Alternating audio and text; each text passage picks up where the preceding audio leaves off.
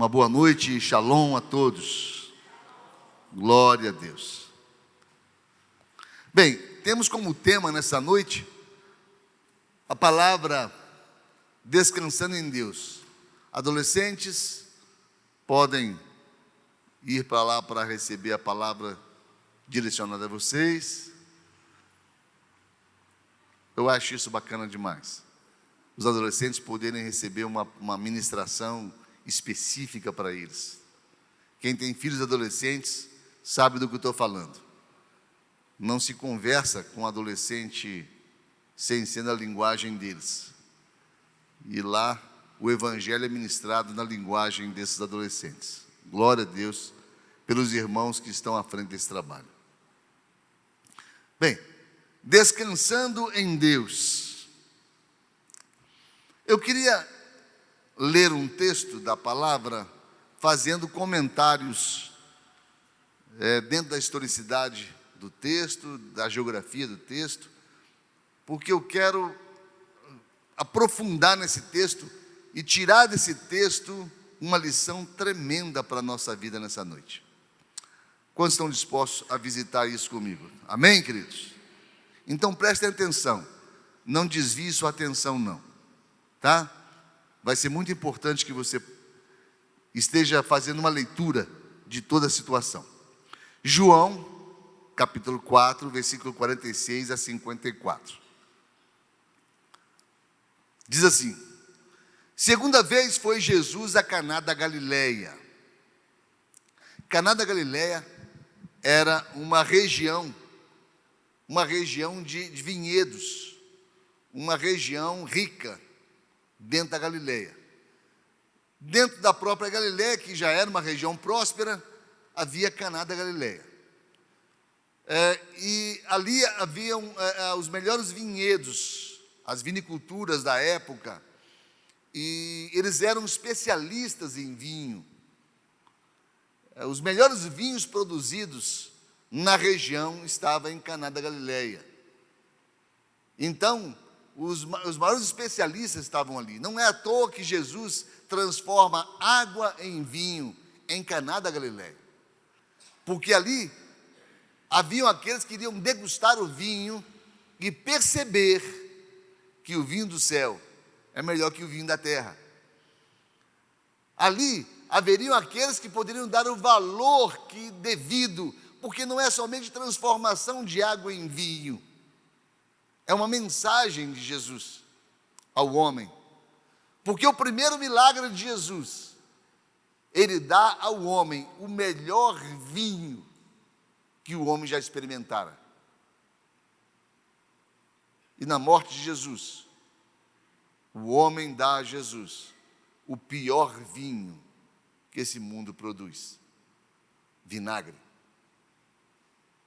Bem, então está ali, Caná da Galileia, Jesus, onde transformou água em vinho.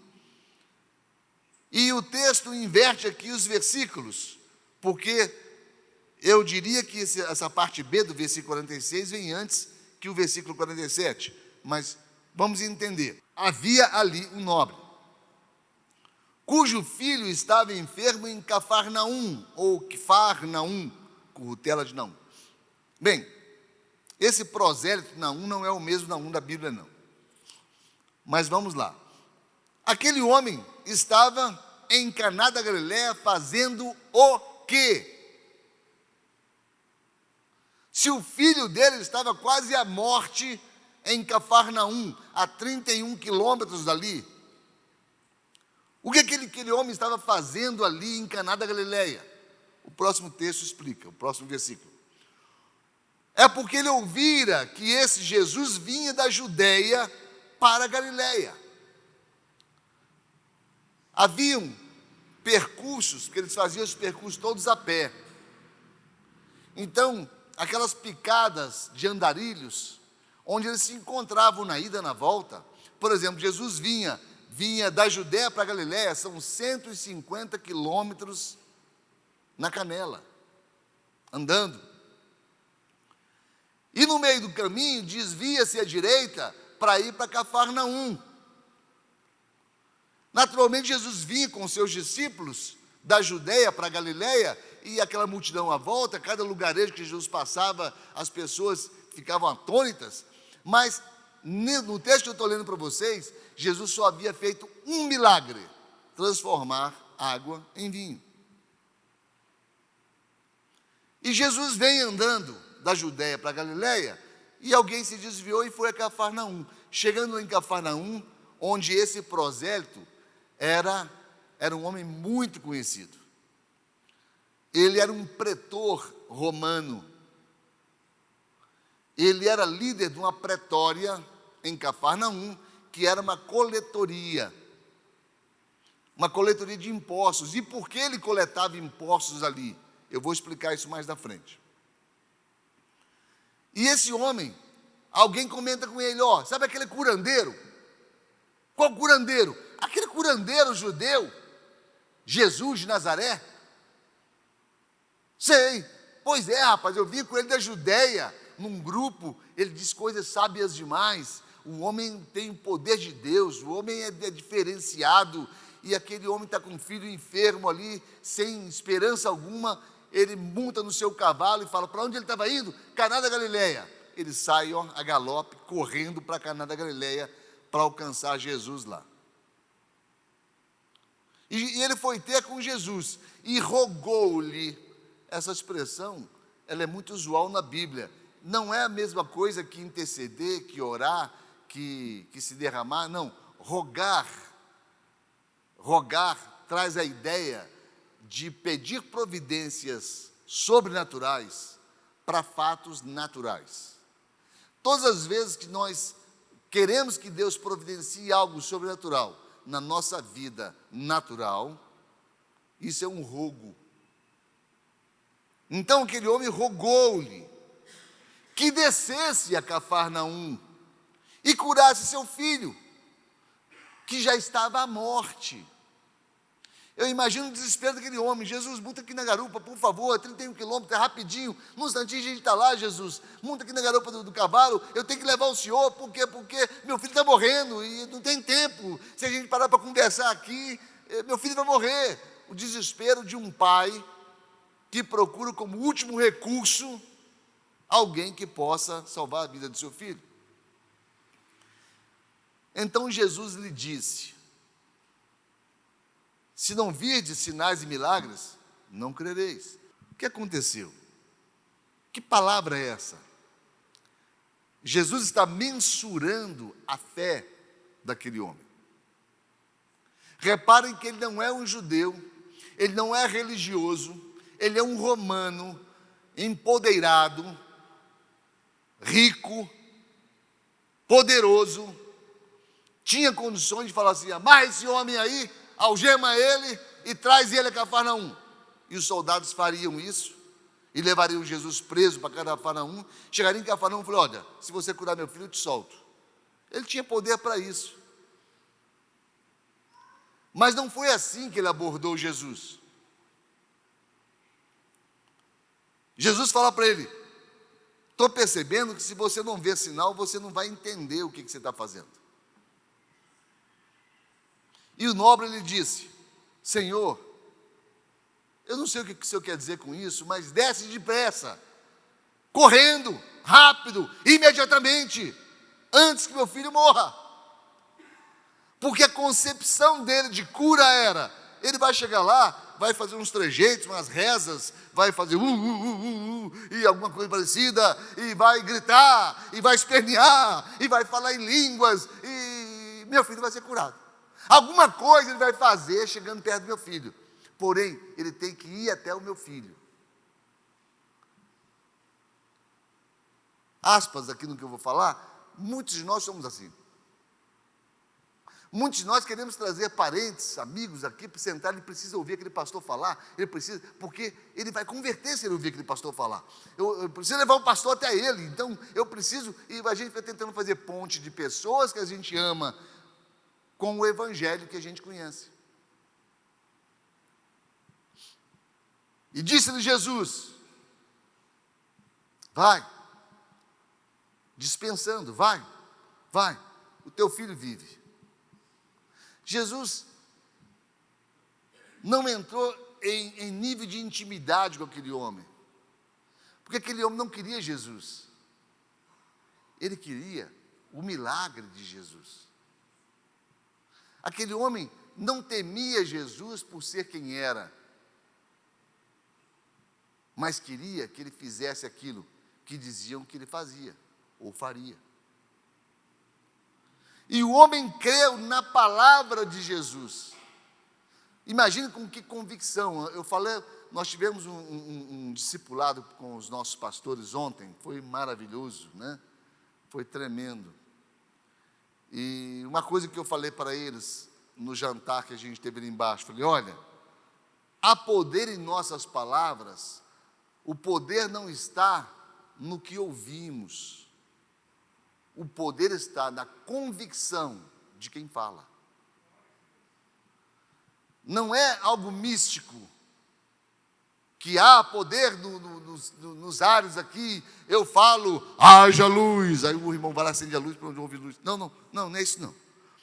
Não é poder no que se fala, mas poder no que se crê quando se fala. Foi assim com Jesus. Vai, o teu filho vive, e ponto. Ponto final, acabou, não tem conversa, é só isso. Não tem remedinho, não tem rezinha, não tem pulinho, não tem nada. Simplesmente isso. Vai, teu filho vive, acabou. Palavra de quem tem autoridade para falar. E o homem viu essa autoridade nos olhos, na voz, na postura de Jesus. E ele creu na palavra de Jesus. O texto é enfático. O homem creu na palavra de Jesus. Creu no que Jesus falou. E partiu. Ele creu e partiu. Sem discussão, sem mimimi, sem nada. Creu, deu as costas e foi embora. Descendo ele, aqui fala descendo porque Quifarnaum ou Cafarnaum fica às margens do Mar da Galileia e é uma descida mesmo. 31 quilômetros de descida praticamente, de Caná da Galileia até lá. Ele desceu e saíram-lhe ao encontro os seus servos. E lhe anunciaram dizendo, teu filho vive, teu filho melhorou, teu filho não tem mais problema. E o homem perguntou-lhes, parou e perguntou, coincidência? Não, ele sabia que não era coincidência, ele quis apenas reforçar sua fé. E perguntou-lhes, a que horas o menino melhorou? Disseram-lhe, ontem, às 7 horas, cerca de 3 horas da tarde, o dia começa às 6 da manhã, no primeiro horário, aí é 6, 7, 8, 9, 10, 11, 12, meio-dia, 1, 2 horas da tarde, 7 horas. A febre o deixou às 7 horas. Entendeu, pois, o pai que era aquela hora, a mesma hora, em que Jesus lhe dissera, o teu filho vive. E creu, ele e toda a sua casa. E Jesus fez este segundo milagre, quando ia da Judéia para a Galiléia. Bem, o texto está explicadinho. Vamos entrar no texto agora, na condução do Espírito. Algumas coisas importantes. Caná da Galileia, a Cafarnaum, 31 quilômetros. 31 quilômetros em cima de um cavalo, ou a pé, tem uma certa diferença. Em cima de um cavalo, aquele homem faria esses 31 quilômetros em 4 horas e meia, 4 horas, talvez 5 horas. A pé, 6 horas, aproximadamente, a 7 horas. E aqui o texto nos fala que no outro dia, reparem só,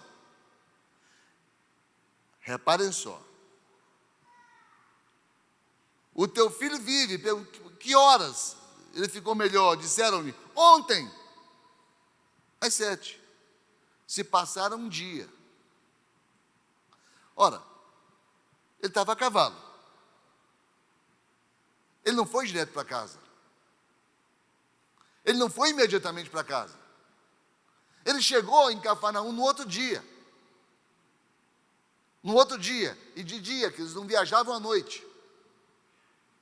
Durante o dia. Ora, se é durante o dia, ele começou a caminhar de volta na primeira hora, 6 da manhã, e chegou até meio-dia, mais ou menos, quase que 24 horas depois. Guardem isso aí. Jesus vinha cansado, 150 quilômetros. Tá, esse fato isolado vai encaixar jazinho. Esse homem era um pretor romano, cidadão romano, comandava uma pretória, uma coletoria da principal rota. Principal rota entre o mar Mediterrâneo e Damasco, uma região comercial, era Cafarnaum. E ele era o homem mais importante de Cafarnaum. Deve ter tentado de tudo antes de ir a Jesus. Ele deve ter tentado de tudo, porque Jesus não era o norte final dele.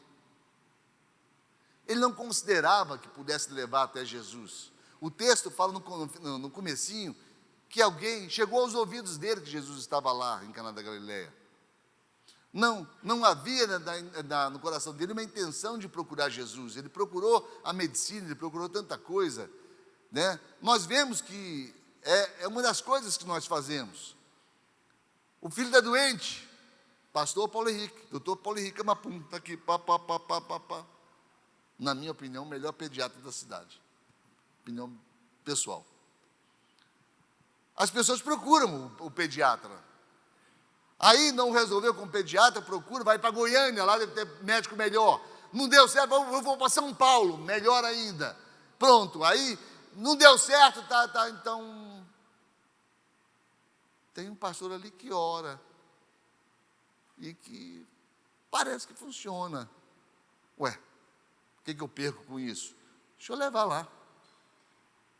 Tem um homem, um benzedor ali, um curandeiro chamado Jesus, um judeu que cura as pessoas, chamado Jesus. O que eu vou perder com isso? Meu filho está morrendo. É assim que nós agimos. É assim, nós vamos atrás da solução dos problemas. E muitas vezes, no lugar errado. Muitas vezes. Muitas vezes, da forma errada. Entendam que a necessidade, às vezes, nos faz precipitar, e ir em todas as direções, dar tiro em todas as direções. Ele queria apenas a cura do seu filho. É o que esse homem queria. Ele não cria no que Jesus significaria para o mundo ou para o judaísmo.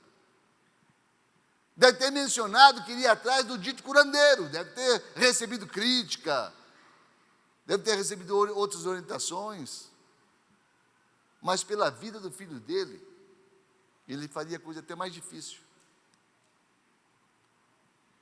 Naqueles dias, cria-se mais no profeta do que na profecia. E a gente vê hoje em dia, até hoje em dia a gente vê isso aí. Pessoas atrás do profeta. A palavra de Deus fala que esses sinais hão de acompanhar aqueles que creem. O que nós vemos é o povo correndo atrás dos sinais. Atrás de quem dá sinais. E pessoas que se apossam do poder que há no nome de Jesus. Não é neles, é no nome de Jesus. O nome de Jesus detém poder. São alguns poderes do mundo espiritual. Poder emanado, que é o de Deus, dele emana todo o poder. Poder conquistado, que é o de Jesus. Ele conquistou na cruz do Calvário e falou: toda autoridade me foi dada no céu e na terra. O poder delegado, que é o poder que Deus Em Jesus delega a igreja, em meu nome fareis isso, falarão novas línguas, se impuserem as mãos sobre os enfermos, ficarão curados. O poder que temos no nome de Jesus, o poder que temos no nome. O nome é quem detém o poder, não é que nós tenhamos algum poder, temos poder nenhum, há poder no nome de Jesus. E também não é no sangue não, é no nome. Sangue é outra coisa, sangue é purificação. É o nome de Jesus que nos dá poder, porque nos outorga o poder em nome de Jesus. E o poder usurpado, que é o de Satanás. Na ausência do poder delegado, Satanás usurpa poder. Nós vemos isso aí, João de Deus e Abadiânia, um poder usurpado. A igreja se ausentou, a igreja se omitiu, e Satanás ocupou o espaço que ele sempre faz. Não existe 1 milímetro cúbico no mundo espiritual que não seja ocupado por um poder. Se não for ocupado pelo poder de Deus, será ocupado pelo poder de Satanás. Então o que acontece? Aquele homem foi atrás de um poder, não sabia ele que era o próprio Jesus. Quando é o próprio Deus quem fala, total credibilidade. Agora reparem no caminho que nós vamos entrar agora. Palavras são determinantes a partir da premissa de que, se crermos, damos vida ao que falamos. Se crermos, damos vida ao que falamos. Isso é de uma importância tão grande,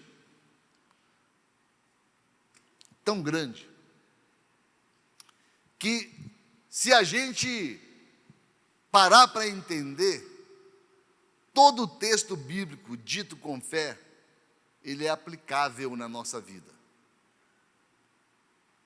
Então, há uma verdade implícita aqui. O poder não emana do som que produzimos, e sim com que motivação ouvimos. Aquele homem era um pagão, idólatra, era romano, era adorador de deuses romanos.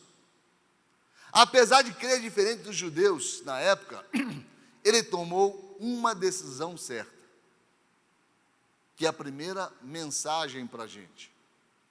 Ele foi até Jesus. Amados, ele foi sem conhecer Jesus.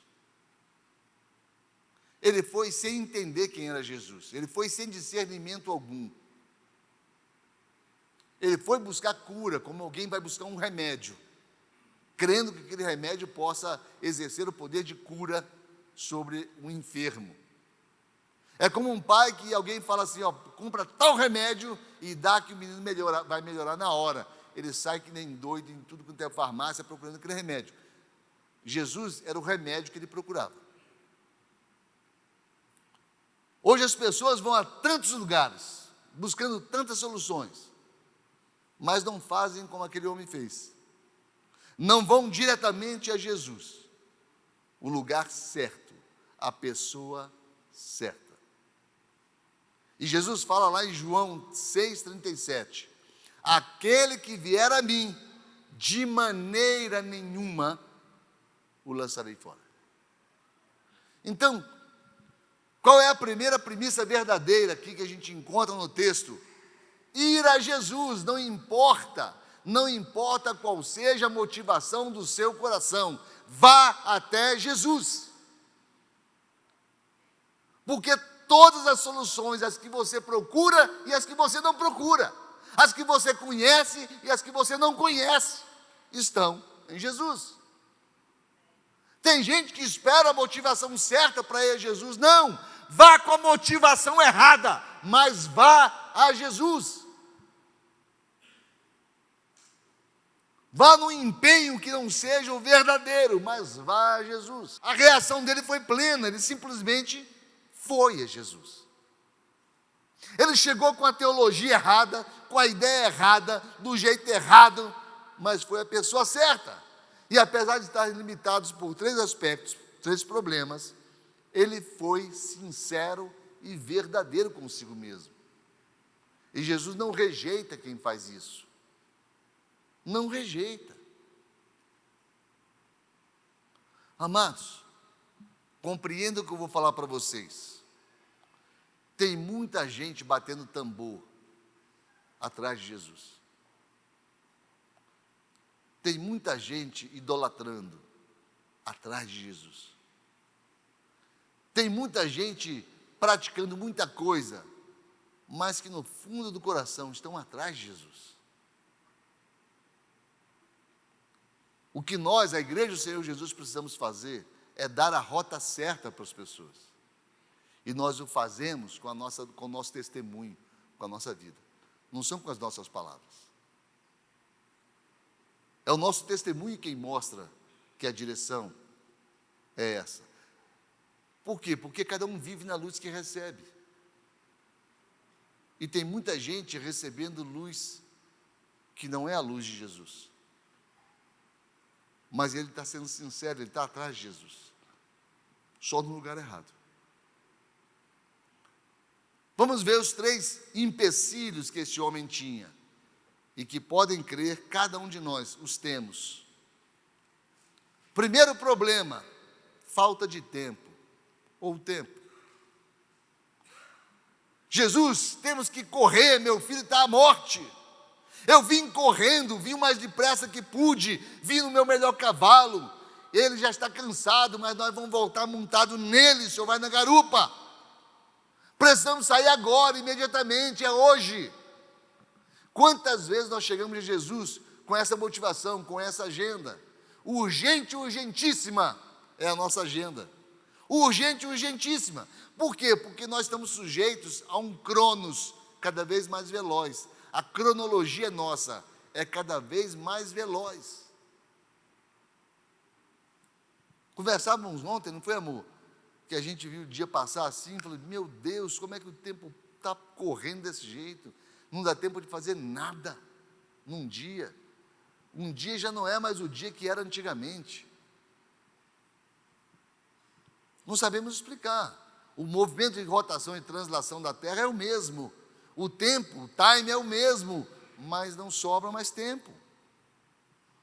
O cronos está cada dia mais rápido.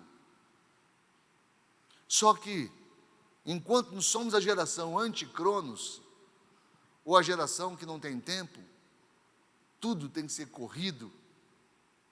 Nós servimos a um Deus que controla o kairos, que é o tempo de Deus. Falamos sobre isso esses dias aqui na igreja. Então a primeira coisa é entendermos que Deus não está no nosso tempo. Deus não está no seu tempo. Deus não se submete e não está limitado ao seu tempo, meu irmão. Nós queremos tudo para ontem. Queremos que as coisas aconteçam na maior velocidade possível. Por quê? Porque nós estamos limitados ao tempo. E o tempo se torna inimigo. Porque nós não temos tempo para muita coisa. Aquele homem não tinha tempo. Era o primeiro inimigo dele. O segundo problema que ele tinha é a distância entre o problema e a solução. No caso dele, são 31 quilômetros de distância. 6 horas que o separavam. Problema de solução. E na concepção dele, tinha que haver imposição de mãos, ato profético, e etc, etc. Por quê? Porque nós somos assim. Jeremias 23, 23 fala, porventura sou eu Deus de perto, diz o Senhor, e também de longe? Ou seja, o nosso Deus não está limitado ao tempo nem ao espaço. Tempo e espaço para o nosso Deus não existe empecilho. Não existe distância. Não, se eu quiser orar abençoando alguém que mora lá na Europa, que mora lá em Portugal, que mora lá na Nova Zelândia. Minha filha morou na Nova Zelândia 1 ano. Nós orávamos, descobrimos ela daqui. E críamos que Deus estava agindo na vida dela lá, na Nova Zelândia. Porque Deus é o Deus do longe e do perto. A gente, ao longo de uma vida, de um ministério, tem muita loucura, né? Eu já fui jovem, e como jovem, eu já tive roupantes de jovialidade, e imagina jovem pastor, né? E muito curioso, buscando muito em Deus, e Deus, pela misericórdia dele, nos dava condições de agirmos no nome dele. Eu lembro que a gente teve um tempo de libertação, onde eu chegava, orava, demônio manifestava e a pessoa era liberta. Era um tempo que eu não sei explicar para vocês, porque esses ciclos acontecem e são concentrados em determinado tempo da nossa vida. Mas eu sei que era assim, levavam pessoas endemoniadas de madrugada lá para casa, de madrugada, né, amor? Às vezes 3 horas da manhã batiam lá em casa, endemoniado, a pessoa está quebrando tudo, está se machucando, e falaram que o senhor que faz descapetamento, né? E ia lá eu de madrugada para poder orar por pessoas e libertação. Não rendeu muita coisa, não, no sentido de discipulado, de vidas, mas a gente pôde livrar muita gente de sofrimento, né? Eu lembro uma vez, e é sobre isso que eu quero falar aqui, dando exemplo, que ligaram no telefone e o homem falava assim: o meu vizinho aqui, ele é crente, e falou que o senhor expulsa demônio, e meu filho está endemoniado no quarto aqui, quebrando tudo, se machucou, está batendo com a cabeça na parede aqui, está machucado, e eu quero saber o que a gente faz, não tem como o senhor vir aqui não. Eu olhei no relógio, 3 da manhã, oh meu Deus, 3 horas da manhã, onde é que o senhor mora? Geralmente ali na Conchinchim, na esquerda.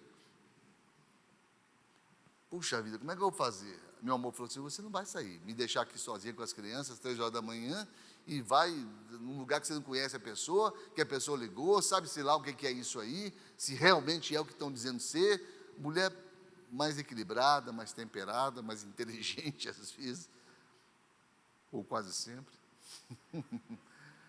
Aí, eu percebi que ela estava certa, eu não devia ir, mas me veio algo no coração. Eu falei para o homem assim: tem como o senhor colocar o telefone no ouvido do endemoniado aí?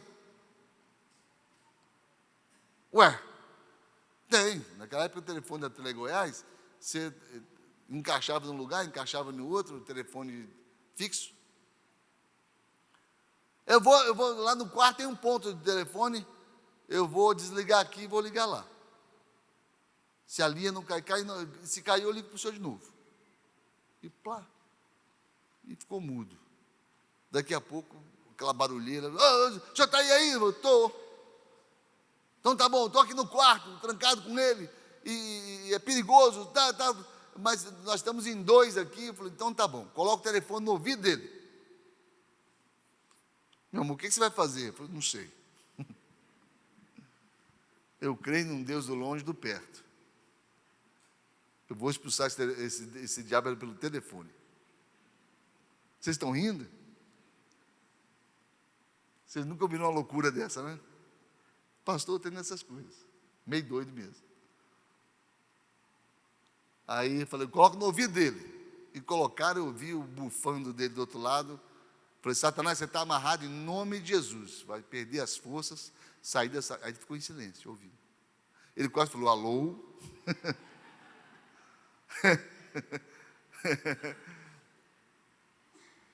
E ordenamos o nome de Jesus, e só ouvi um barulho do outro lado.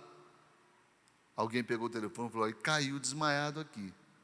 Falou: pronto, pega ele, coloca na cama, ele vai descansar. Desliguei o telefone. Gente, mas chorei. Eu nunca tinha visto um negócio como esse, expulsar demônio pelo telefone.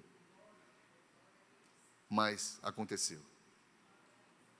Deus do longe e Deus do perto. Deus que nos impressiona o tempo todo. Deus que age com o poder do mais escandaloso que possa parecer, mas firmado numa promessa dele: aquele que vier a mim, de maneira nenhuma eu lançarei fora. Amados, distância não é problema para Deus. Não existe empecilho para Deus agir. Não existe. Muitas vezes nós achamos que nós temos que levar a pessoa que está com problema até a cura. Não, a cura está em nós. É o nome de Jesus, é a fé que praticamos, é como cremos. Basta que nós falemos o que cremos, e o que cremos esteja na palavra de Deus, porque se estiver na palavra de Deus, a origem está aqui, a novidade é nossa. Jesus, ele foi novo, sem nunca ter sido original. A origem sempre esteve na palavra. Ele sempre dizia, está escrito, e agia. Novidade de vida, sim, ele trouxe novidade de vida. Imaginem vocês que ele vira para o homem e fala, vai embora, teu filho está curado. Onde já se viu isso? Alguém curar uma outra pessoa com uma única palavra. É assim o nosso Deus. Basta que esteja dentro da vontade dEle, e a vontade dEle está na palavra dEle. Aquele homem foi até Jesus, o primeiro passo foi esse. Ele foi até Jesus. Ele não cria como deveria crer. Jesus viu isso. Jesus falou para ele, você só vai crer se você ver o sinal. Porque conhecia o coração dele, mas não criticou ele por não ter fé, como nunca criticou ninguém por não ter fé. Porque nós vamos até Jesus, não é pela fé que temos, não, é pela necessidade que temos. Alguns de vocês estão aqui nessa noite, porque foram convidados por A, por B, mas Deus está falando para você nessa noite, porque você não veio pelo convite de alguém, você veio porque você tem necessidade de Deus. E é ouvindo a palavra dEle que você vai gerar fé, porque a fé vem pelo ouvir a palavra. O problema, a gravidade da enfermidade, era o terceiro problema. Era gravíssimo o problema do rapaz. Ele limitou o poder de Deus à gravidade do problema, quando creu que a solução do problema só seria possível com a atenção exclusiva e presencial de Jesus. Nós somos assim. Pastor, o senhor precisa ir lá, o senhor precisa impor as mãos, porque se o senhor for lá, se o senhor impor as mãos, ele será curado. Não é assim. O poder não está na pessoa, o poder está no nome de Jesus. O poder está na palavra deliberada por Jesus, crida. Quando cremos na palavra, o poder se manifesta. Ele não tinha a menor ideia de com quem estava falando. Ele falava com o dono do tempo. Ele estava falando com aquele que é onipresente, está em todo lugar, é o dono da geografia que conhecemos e da que não conhecemos. Deus não está preso à geografia do homem, não está preso. Ele estava falando com o nome sobre todo nome, o nome que há poder, e todo poder emanado por Deus foi conquistado por ele. Então o nome de Jesus detém um poder tremendo, queridos. Por isso, infelizmente, é tão mal utilizado. Quantas pessoas se apropriam do nome de Jesus de forma indébita? Quantas pessoas não fazem isso? Porque falar em nome de Jesus, está cheio de igreja nessa cidade falando nesse momento, nesse exato momento. Agora, falar por Jesus, são poucos. Falar na autoridade de Jesus, são poucos. Ele veio com a solução pronta para Jesus, da forma que ele cria. Qual a forma que ele cria? Jesus, o senhor vai subir aqui no dorso do cavalo, nós vamos galopar, em 4 horas a gente está lá em Cafarnaum. Chegando em Cafarnaum, o senhor faz lá os seus trejeitozinhos, o seu jeito de Jesus de ser, e está resolvido o problema. Mas Jesus não age no nosso jeito. Fale para a pessoa que está do seu lado, Jesus não age no teu jeito. Fala para ele. Jesus tem um jeito próprio de agir. Era simples assim na cabeça dele. E Jesus olha para ele e diz: fica tranquilo. Fica tranquilo. Não é do teu jeito, fica tranquilo. Seu filho vive. Gente, que simplicidade, que objetividade. Onde estão os problemas? Cadê o problema da distância? O problema do tempo, o problema da seriedade que era o problema lá, a enfermidade? Não importa, não importa. Aquele homem ali, ó, Walter, por favor, querido, fique de pé. Aquele homem ali operou, arrancou um tumor da cabeça com pouquíssima chance de sobrevivência. Pouquíssima. Era seríssimo. Era raro o médico que poderia fazer, porque precisavam 3 médicos, né? uma junta de três especialidades. Quais eram? Cabeça, pescoço, otorrino e neurocirurgia. Precisava de 3 especialidades para trabalhar ao mesmo tempo. Ele tinha um percentual de possibilidade, de probabilidade muito pequeno. 5%. 5%.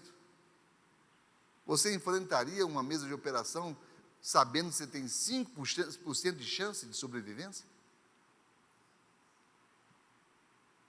Mas ele tinha um Deus que era 100% com ele.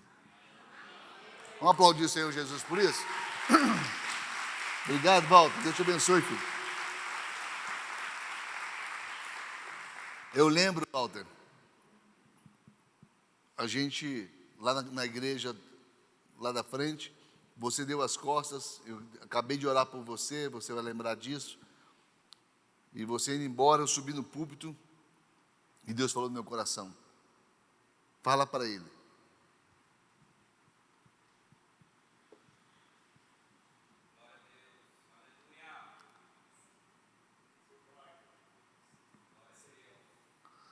Repete.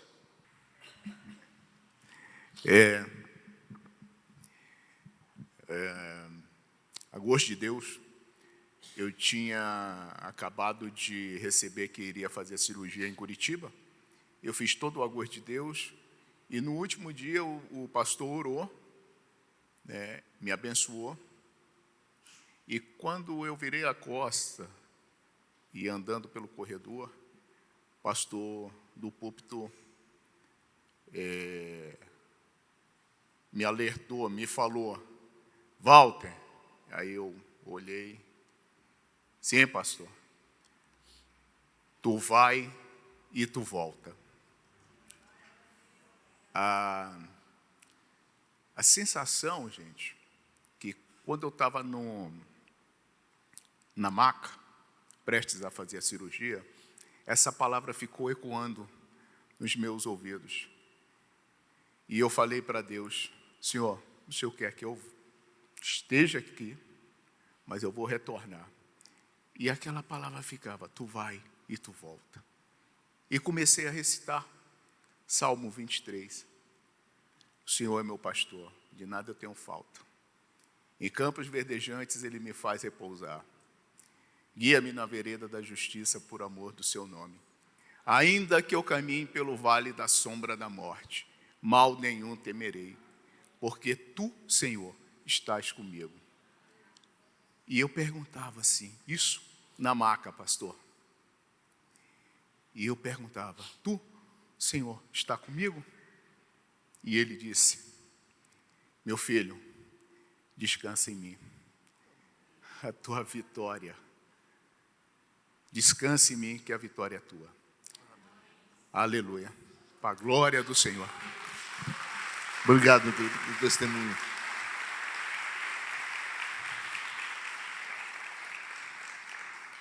Foi isso que Jesus disse para aquele homem. Vai, o teu filho vive. Pronto. Uma palavra que gerava crédito, porque é a vontade de Deus. O poder está na palavra não dita, mas crida muitas vezes. Porque o poder está na confirmação da vontade de Deus. Onde estava a gravidade da enfermidade? Onde estava a distância? Onde estava a falta de tempo? Diante do nosso Deus não existe nada disso. Existe apenas a vontade dEle e o poder dEle emanado pela palavra. Só isso. Aquele homem não sabia nada disso. Do Deus que um dia falou, haja luz, e houve luz. De um Deus que falou, mar te acalma, e o mar se acalmou. De um Deus que falou, talita cumi, menina levanta, e a menina levantou. O poder de quem fala com o propósito do que quer. É assim o nosso Deus. É assim o nosso Deus. Nós somos sustentados pela palavra, porque tudo que Ele fala é o poder de Deus se materializando. Ele é o dono do tempo, seja passado, presente, futuro. Deus pode reeditar seu passado, reescrever seu presente e replanejar seu futuro. Com a palavra dEle. Ele pode transformar tudo o que envolve a bênção dEle sobre a tua vida. Existe um propósito de Deus no teu coração.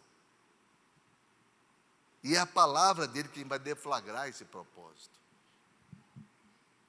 É a palavra de Deus quem vai deflagrar esse propósito.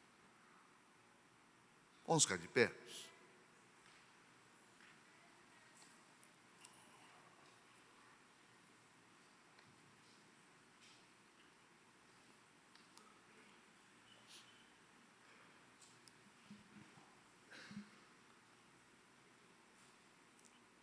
Deus quer que nós estejamos sob o controle dEle 100%.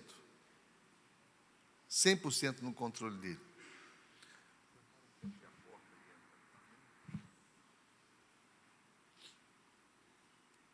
Me veio algo no coração no comecinho do culto.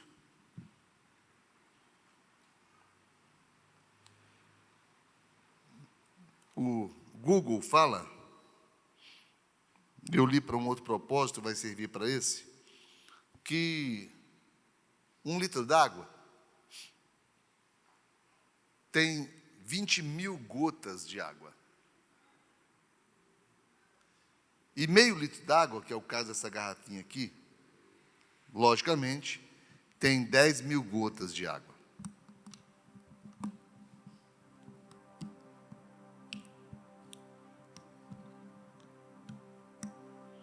Aqui estão 10.000 gotas. Eu fui atrás de um conta-gotas. E não se escandalizem, não. Mas eu abri, derramei o que tinha. Fui ali no vaso sanitário. E peguei um pouquinho d'água do vaso sanitário. Já lavei a mão, tá? Mas peguei um pouquinho d'água do vaso sanitário. Aí, aqui tem 10.000 gotas. 1, 2, 3, 4, 5, 6, 7, 8, 9, 10. Agora, esse d'água aqui, esse meio litro, tem 10.010 gotas. Tem 10.000 gotas.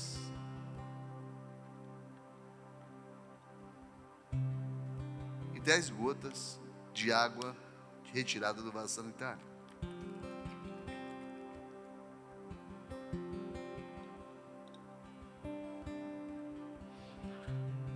Quem dá um gole nessa água aqui?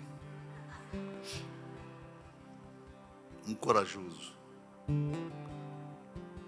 Um corajoso que possa dar um gole. Tem 10.000 gotas de água limpa, gente. Tem apenas 10 gotas de água suja.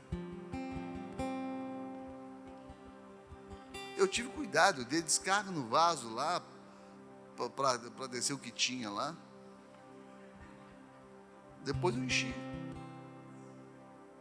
10 gotinhas apenas contra 10.000 gotas limpas. A minha pergunta a você é o seguinte: ninguém tem coragem de beber essa água?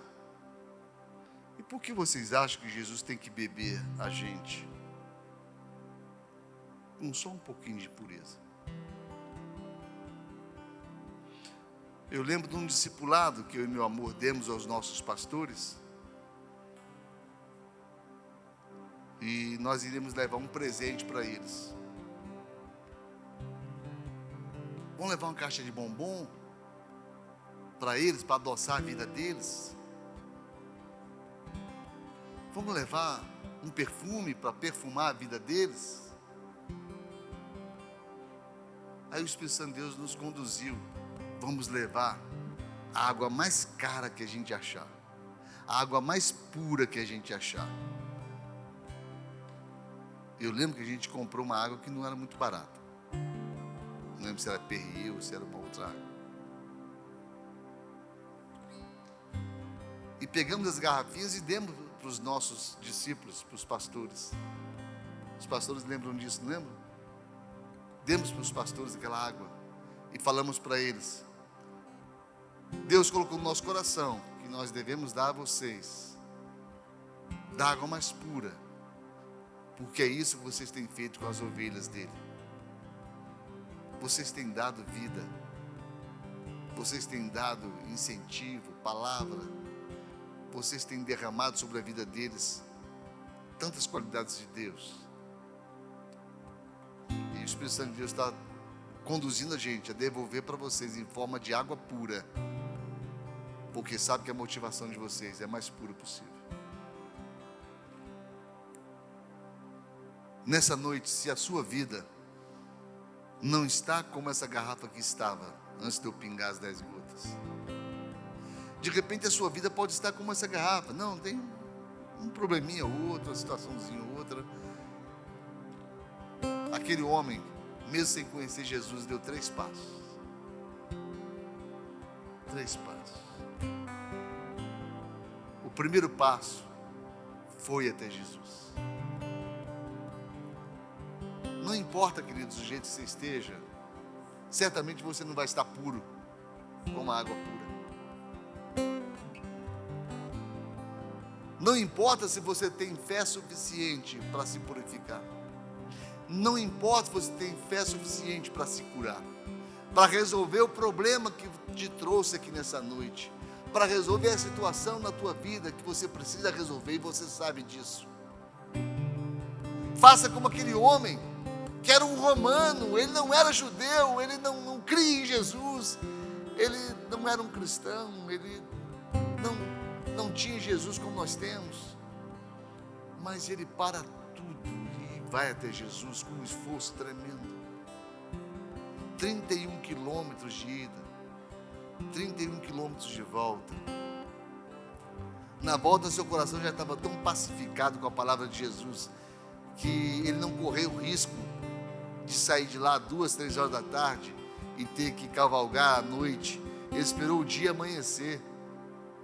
Tamanha da convicção dele de que seu filho vivia. Mas ele foi a Jesus. Eu não sei qual é o seu problema nessa noite, meu querido. Eu sei que a solução é a mesma. É a mesma. Venha até Jesus. A segunda coisa que aconteceu na vida daquele homem, ele creu na palavra. Ele creu na palavra que lhe foi liberada. Creia que o que foi dito aos seus ouvidos essa noite é palavra de Deus para você. É Deus falando ao seu coração. Você precisava ouvir essa palavra porque você precisa conhecer melhor o seu Deus. E a terceira coisa que acontece é que aquele que vai a Jesus de maneira nenhuma ele lança fora.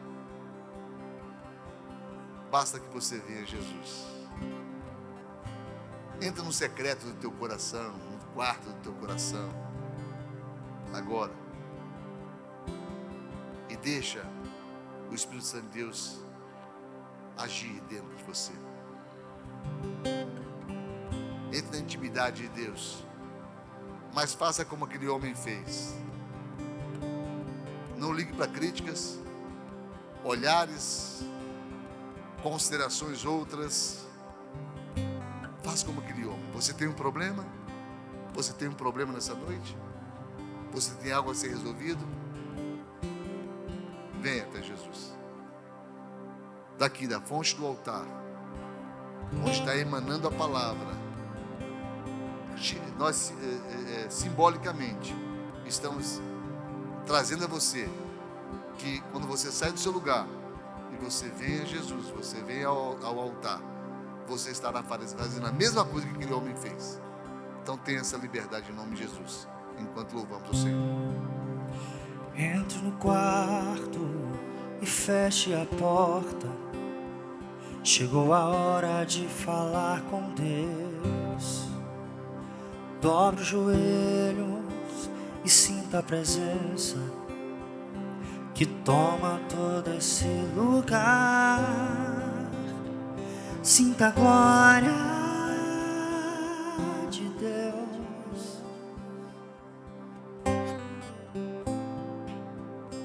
Sinta a glória do Pai.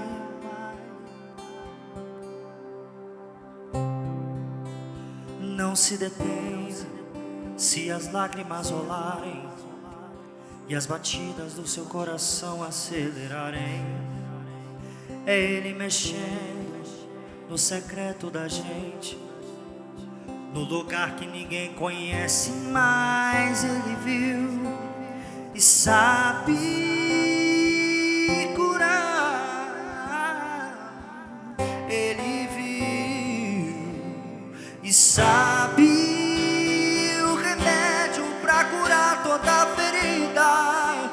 Jesus, tua presença é o que eu mais quero. Jesus, tua presença é o meu remédio. Jesus, eu não quero ouro nem prata, só quero que cuide de mim. Eita, que presença é essa? Presença que mexe, confronta com tudo, que causa arrepio na alma e a gente sente que eu perco dinheiro, perco amigos, só não quero perder tua presença, tua presença, tua presença. Glória a Deus, glória a Deus. A presença de Jesus.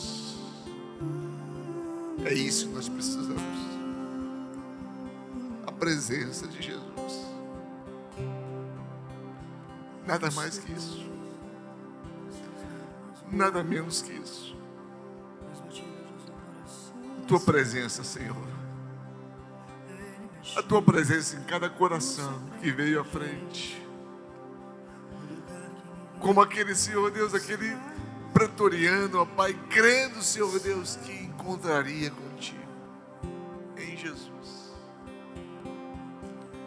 E quando ele chega em Jesus, ele é tão sincero. Ele tem tanta pressa como nós temos. Ele tem tanta urgência como nós temos, tanta necessidade como nós temos, tanta carência como nós temos. Ele era tão necessitado como nós somos, Senhor Deus. Ele não sabia que bastava uma palavra tua. Ele não sabia exatamente com quem estava lidando. Nós sabemos que servimos ao Deus vivo. Nós sabemos que tu tens bons pensamentos a nosso respeito. Tu tens palavra de amor para nos dar, cuidado, zelo. Por isso, Senhor Deus, cada um dos amados que veio à frente, Senhor Jesus, com as suas necessidades, tu conheces cada uma delas, ó Pai. Cada uma delas. Aquele que vem a ti, o Senhor disse, de maneira nenhuma lançará fora. Estamos aqui, Senhor Deus, diante de ti, na dependência, Senhor Deus, de uma palavra tua, na dependência, Senhor Deus, de uma liberação da tua bênção, da tua graça, da tua misericórdia, do teu amor. Por isso fala o nosso coração nessa noite, Jesus. Eu profetizo no nome do Senhor Jesus, no nome daquele que é nome sobre todo nome, que todas as questões trazidas à presença do Senhor, todas elas, sejam quais forem, da complexidade que forem, da urgência que forem, da necessidade que forem, todas,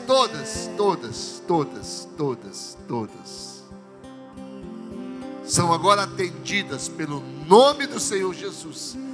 São agora providenciadas, Senhor Deus, a cura, providenciada a solução, providenciada, Senhor Deus, toda questão, Senhor Jesus, é solucionada no Teu nome agora. Profetizamos, ó Pai, na autoridade que nos é dada no nome de Jesus, que o Senhor atende a cada anseio do coração, porque Tua palavra nos diz que o Senhor atende aos anseios do nosso coração. Que haja agora, Senhor Deus, a manifestação do Teu poder, a manifestação da Tua vontade, sobre cada petição, sobre cada carência, Senhor Deus. Em o nome do Senhor Jesus, deliberamos agora, na autoridade que nos é outorgada, no nome do Senhor Jesus, como igreja do Senhor. Deliberamos, ó Pai, debaixo da Tua autoridade, da Tua vontade, do Teu querer, do Teu realizar, que essas vidas são abençoadas agora e seguem de retorno, Senhor Deus, aos seus lares, ó Pai, guardadas por Ti, ó Pai, protegidas por Ti, Senhor Deus, e supridas, ó Pai, pelo Teu amor e pela Tua vontade, em o nome de Jesus. Quantos creem nessa palavra, aplaudam o Senhor Jesus com toda a sua força, crendo no seu coração, em nome de Jesus. Deus abençoe vocês. Podem retornar para os seus lugares, em nome de Jesus. Amém.